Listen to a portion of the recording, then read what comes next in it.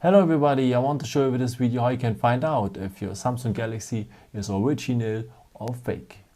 So there are two ways for. Let me show you the first one. It works with the email numbers because the email number is a unique number for each phone. So let me show you how it works. So just go here on the dialer, then press *#06#, and we have here the email numbers. I have a dual SIM phone here at the Samsung Galaxy M30s, by the way, and this phone have two email numbers, and the first email number you can always compare on the box because it's always written on the box, and if it's correct then it's a sign that your phone is original.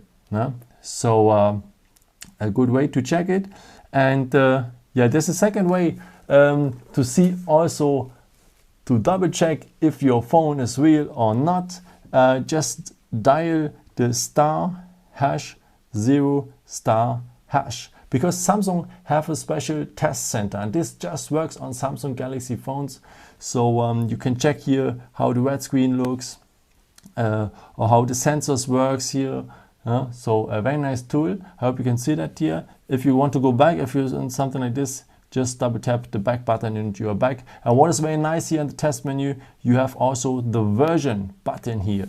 And here you have the model number, and with the model number you can check your model on the internet if it's original or not.